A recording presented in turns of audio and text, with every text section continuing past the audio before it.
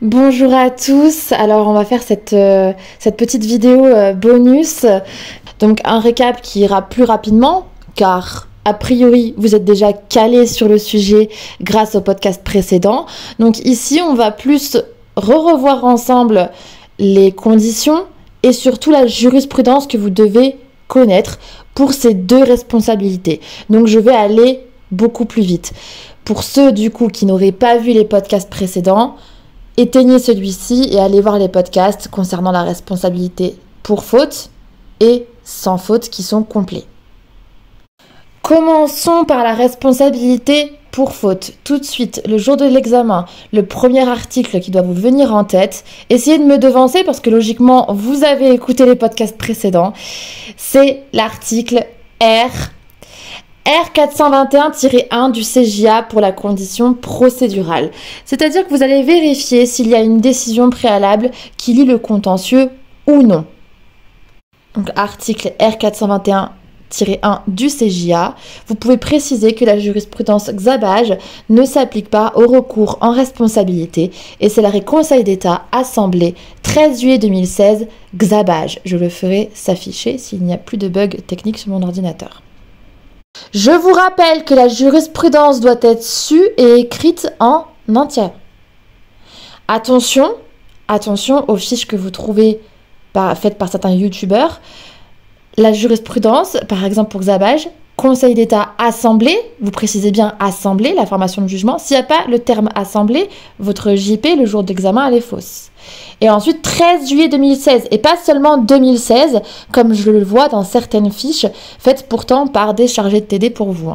Et ensuite, Xabage. Ensuite, vous expliquez, chers étudiants, qu'il y a un délai de 2 mois à partir de la notification de la décision de rejet, en cas de décision de rejet, pour agir. Donc, pour intenter une action en quoi ? Une action en responsabilité. Ensuite, vous expliquez qu'il y a 3 conditions pour engager la responsabilité pour faute de l'administration. L'existence d'un préjudice, un fait générateur, donc ici pour faute, ainsi qu'un lien de causalité entre quoi et quoi ? Entre le fait générateur et le préjudice. Encore une fois, là, je vais plus rapidement parce que les podcasts complets ont été faits en la matière. Allez les voir. Ici, c'est une révision pour que vous soyez excellent, pour que vous soyez des Ferrari le jour de l'examen. Mon but, c'est que vous soyez des Ferrari, ok ? Donc là, même devancez-moi. À chaque fois que je parle, essayez de me devancer. Donc on commence par la première condition, le préjudice. Devancez-moi. Quel est l'arrêt que vous devez tout de suite, bim, citer ? Je laisse un peu de temps. C'est l'arrêt Conseil d'État 1/2 SSR 21 février 2000, Vogel. C'est les caractères du préjudice. Le préjudice doit présenter 2 caractères, directs et certains, pour être réparable. Conseil d'État 1/2 SSR, donc première et deuxième sous-section réunies, 21 février 2000, Vogel. Je le ferai s'afficher également. Ensuite, dans les faits de votre cas pratique, il y a un préjudice moral ou un préjudice de perte de chance. Les 2 arrêts que vous devez vraiment savoir sur le bout des doigts, c'est pareil, en entier. Conseil d'État Assemblée 24 novembre 1961, le Tisserand. Là, c'est en cas de réparation du préjudice moral. En cas de perte de chance, c'est l'arrêt Conseil d'État section 5 janvier 2000, Consortel. Pareil, je les ferai s'afficher. Pour le principe de réparation intégrale, vous expliquez que la réparation ne doit pas excéder le montant du préjudice. Et là, c'est l'arrêt Conseil d'État, section 19 mars 1971, Mergui. Et vous précisez que cette interdiction est d'ordre public.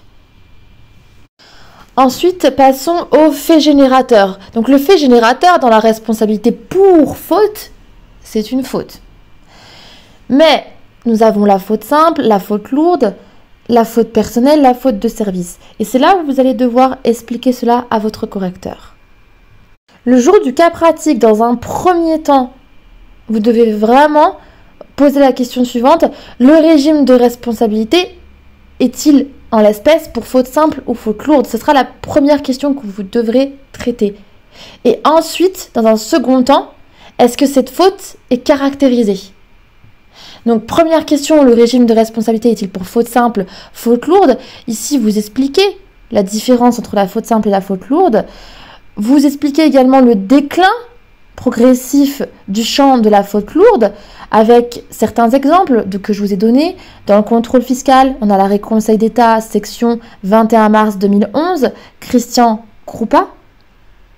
Dans le domaine hospitalier, on a l'exemple Conseil d'État, Assemblée, 10 avril 1992, éprouvé. Alors, je ne détaille pas parce qu'on les a vus ensemble. Encore une fois, allez réécouter les podcasts précédents. Dans le domaine hospitalier, brièvement, le Conseil d'État, dans cet arrêt éprouvé, il posait un principe de faute lourde pour les actes médicaux et un principe de faute simple pour les actes liés aux soins. Donc, il y avait une distinction entre actes médicaux et actes liés aux soins. Et désormais, indépendamment de la nature des actes, donc peu importe que ce soit un acte médical ou un acte lié aux soins, il n'est exigé qu'une faute simple. Donc, Conseil d'État, Assemblée, 10 avril 1992, éprouvé. Et puis, vous expliquez que le critère ici, ce n'est pas l'importance du préjudice causé, mais la gravité du comportement fautif. Donc, c'est un critère de gravité intrinsèque. C'est le degré. Et que la faute lourde, ça revient à une erreur grossière de l'administration. Et souvent, nous la retrouvons dans les domaines régaliens ou les domaines où l'activité de l'administration présente des difficultés particulières, notamment en matière de services publics et de justice. Donc le jour de l'examen, si vous voyez un domaine régalien, un domaine lié au service public, un domaine lié à la justice, ou si vous voyez une activité de l'administration qui présente vraiment des difficultés particulières, pensez à la faute lourde. Là aussi, illustration, la jurisprudence l'applique encore par exemple pour les services de renseignement, une faute lourde pour engager la responsabilité de l'État à l'égard des victimes d'actes de terrorisme en raison des carences des services dans la surveillance d'un individu. Et c'est l'arrêt Conseil d'État 18 juillet 2018, CSTS chez nous. Donc ça, c'est la première question, comme je vous le dis, le jour du cas pratique que vous devez traiter. Le régime de responsabilité est-il pour faute simple ou lourde?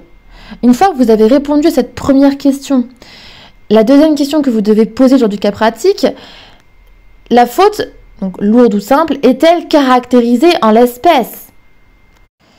Et là, il faut que vous ayez en tête la distinction faute personnelle, faute de service, le fondement, l'arrêt du tribunal des conflits, TC, Pelletier, 30 juillet 1873, qui fonde cette distinction, dont découlent deux types de responsabilités qui sont exclusives l'une de l'autre. Mais, vous ajoutez, on l'a vu ensemble, que avec les évolutions jurisprudentielles, on a assoupli ce caractère exclusif via 3 possibilités que je ne vais pas détailler ici car on l'a vu ensemble. Devancez-moi, quels sont les 3 assouplissements? Alors, 1, possibilité de cumul de fautes, 2, possibilité de cumul de responsabilité, 3, possibilité d'action récursoire. Pareil, je ne détaille pas, allez revoir le podcast en la matière. Le fondement, par contre, parce que le but de ce podcast, c'est de vous faire réviser les conditions et les fondements. Pour le cumul de fautes, c'est l'arrêt Conseil d'État Anguet 3 février 1911. C'est OK? Pour le cumul de responsabilité, c'est l'arrêt Conseil d'État Lemonnier 26 juillet 1918. Et, parce qu'il y en a 2, l'arrêt Conseil d'État Assemblée 18 novembre 1949, demoiselle Mimeur. Et enfin, pour la possibilité d'action récursoire, c'est l'arrêt Conseil d'État Assemblée 28 juillet 1951, La Ruelle et Delville. Enfin, la troisième et dernière condition, c'est le lien de causalité. Vous expliquez la théorie de la causalité adéquate. Petit rappel, allez, je suis sympa, c'est la théorie opérant un tri entre les différents faits ayant conduit au dommage pour ne retenir comme cause juridique que l'événement qui portait inéluctablement en lui la probabilité du préjudice. Donc vous expliquez que le juge administratif applique cette théorie. On va ici chercher quel est l'événement qui est la cause déterminante du dommage. Et là, il y a 2 arrêts pareil qu'on a vu ensemble qu'il faut savoir. Conseil d'État, section 7 mars 1969, établissement La Saillie et Bichebois. Et Conseil d'État, section 14 octobre 1966, Marais. Donc ça, c'est pour la théorie de la causalité adéquate. Ensuite, pour la preuve, vous dites que par définition et par principe, elle doit être prouvée par la victime. Donc là, c'est pareil, vous l'expliquez. Mais vous expliquez également que par exception, il existe des présomptions d'imputabilité, que le juge peut recourir à ces présomptions de responsabilité. Et d'autres fois, c'est le législateur qui lui-même recouvre à ce procédé. Exemple pour le juge, l'arrêt Conseil d'État 5/4 SSR 6 novembre 2013, Madame A, concernant la vaccination contre l'hépatite B et l'apparition de la sclérose en plaques. Et illustration pour le législateur qui recouvre à ce procédé, la loi Kouchner du 4 mars 2002 relatif aux droits des malades. Enfin, vous expliquez que pour la rupture du lien de causalité, il y a 4 causes d'exonération. 1, la faute de la victime. 2, le fait du tiers. 3, la force majeure.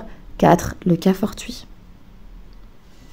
Vous vous rappelez bien que la responsabilité pour faute qu'on vient de voir là, c'est la responsabilité de droit commun, tandis que la responsabilité sans faute, c'est la responsabilité subsidiaire.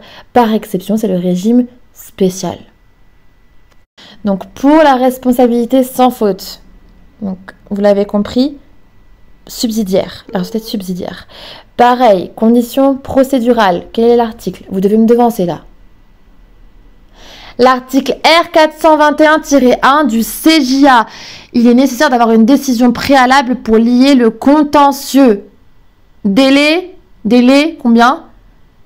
2 mois à partir de quoi? De la notification de la décision de rejet.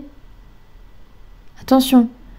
La JP Xabage ne s'applique pas au recours en responsabilité. Et là aussi, c'est quoi l'arrêt? Conseil d'État, devancez-moi. Assemblée 13 juillet 2016, Xabage. Pour la rester sans faute, il faut également un préjudice, un fait générateur et un lien de causalité. Pour le préjudice, même arrêt, Conseil d'État, devancez-moi, 1/2 SSR, 21 février 2000, Vogel, il faut que le préjudice soit direct et certain pour pouvoir être réparable. Ici, on a un petit plus, c'est que il est exigé, notamment pour rupture d'égalité devant les charges publiques, que le préjudice présente le caractère d'être anormal et spécial. Et là, pour anormal, c'est pareil, on l'a vu ensemble, c'est l'arrêt Conseil d'État, Assemblée 21 novembre 1947, Société Boulanger, et l'arrêt Conseil d'État, section 31 mars 1995, Lavaux. Pour spécial, c'est l'arrêt Conseil d'État, 12 octobre 1988, Société Vinalmar, lorsqu'il y a une seule victime. Et lorsqu'il y a quelques victimes, c'est l'arrêt Conseil d'État, 22 juin 1984, secrétaire d'État auprès du ministre des Transports chargé de la mer contre Société Sealink UK Ltd. Ça, c'est pour le préjudice. Donc, je répète, pour le préjudice direct et certain, arrêt Conseil d'État 1/2 SSR 21 février 2000 Vogel, que vous connaissez. Et également, si c'est une responsabilité sans faute engagée pour rupture d'égalité devant les charges publiques, il faudra que le préjudice présente les caractères suivants: anormal et spécial. Anormal, c'est l'arrêt Conseil d'État, Assemblée 21 novembre 1947, Société Boulanger. Et l'arrêt Conseil d'État, section 31 mars 1995, Lavaux. N'oubliez pas d'expliquer ce que veut dire un préjudice anormal. Donc, je vous le rappelle ici. Ça veut dire que le préjudice doit excéder les inconvénients et aléas normaux que chacun subit nécessairement dans le cadre d'une vie en collectivité. Donc je répète, la définition juridique d'un préjudice anormal, c'est un préjudice qui doit excéder les inconvénients et aléas normaux que chacun subit nécessairement dans le cadre d'une vie en collectivité. Ensuite, spécial, là aussi, définition, c'est lorsque le préjudice est subi par un nombre extrêmement restreint de victimes, soit une seule victime, et là c'est l'arrêt Conseil d'État 12 octobre 1988, Société Vinalmar, soit par quelques victimes seulement, et là c'est l'arrêt Conseil d'État 22 juin 1984, secrétaire d'État auprès du ministre des Transports, chargé de la mer contre Société Sealink UK Ltd. Ensuite, pour les faits générateurs, vous savez qu'il y en a deux. Le premier, c'est pour rupture d'égalité devant les charges publiques. Le second, c'est pour risque. Pour risque, il y a deux sous-flèches, pour risque stricto sensu ou pour garde. Commençons par pour rupture d'égalité devant les charges publiques. Je vous rappelle qu'il y a 3 conditions pour engager la responsabilité sans faute pour rupture d'égalité dans les charges publiques. Il faut 1. Que le dommage soit non accidentel. 2. Elle n'est engagée que pour la réparation des préjudices spéciaux et anormaux.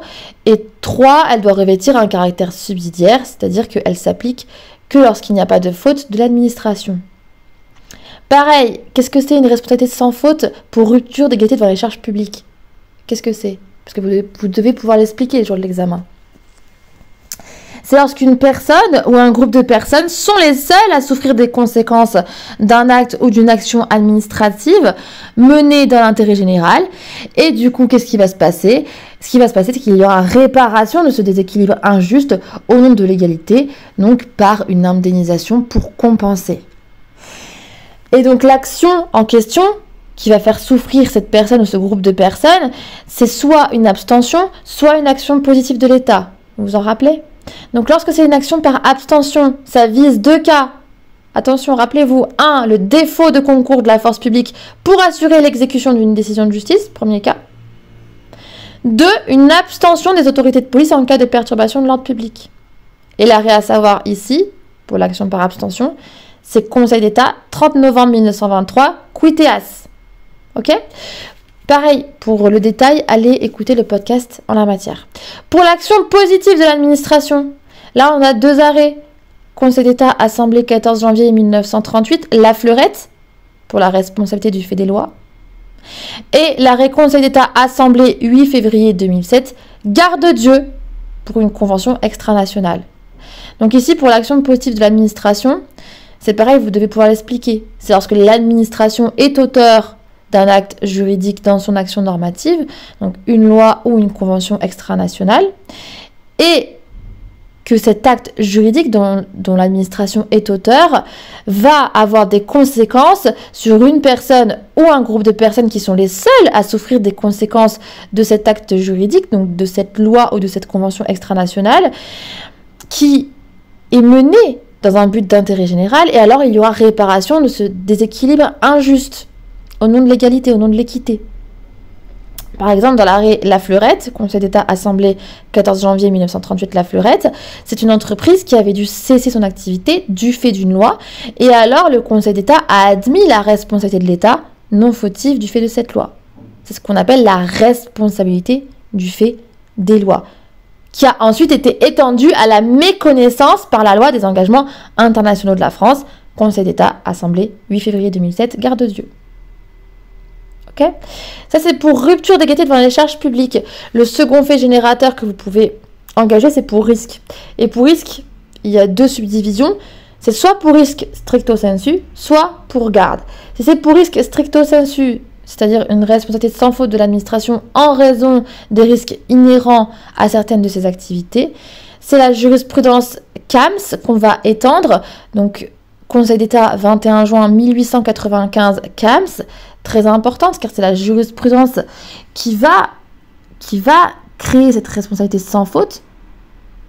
Et c'est du coup une responsabilité ancienne, mais qui a connu de nombreuses applications, parce qu'ensuite on l'a étendue à d'autres domaines. On l'a étendue aux choses dangereuses, arrêt Conseil d'État, 28 mars 1919, Reynaud Desrosiers. On l'a étendue aux méthodes dangereuses, Conseil d'État, section 3 février 1956, Touzelier. On l'a étendu également aux collaborateurs occasionnels du service public, lorsque eux aussi subissent un dommage. Conseil d'État, 22 novembre 1946, commune Saint-Priest-la-Plaine. Et également, le Conseil d'État l'applique aux tiers lorsqu'ils subissent un dommage de travaux publics. Sachant que récemment, le Conseil d'État a précisé que les tiers ne sont pas tenus de démontrer le caractère grave et spécial du préjudice à la condition que le dommage présente un caractère accidentel. Arrêt Conseil d'État, 10 avril 2019, Compagnie nationale du Rhône. Pour plus de détails, allez revoir mon podcast à ce sujet. Ça, c'est pour risque stricto sensu. Donc, c'est la jurisprudence CAM, encore une fois, 21 juin 1895, CAM, du Conseil d'État, qui est une exception d'ailleurs qui est ancienne, vu qu'elle remonte à 1895. Et c'est une responsabilité qui connaît de nombreuses applications et qui est qui s'est étendue. D'ailleurs, précision importante, elle est d'ordre public, donc le juge peut la soulever d'office. Ensuite, pour garde, vous devez tout de suite penser à la responsabilité du fait d'autrui en matière de responsabilité civile délictuelle, car c'est un corollaire, ça y ressemble, et c'est appliqué en matière d'ASE, de l'aide sociale à l'enfance.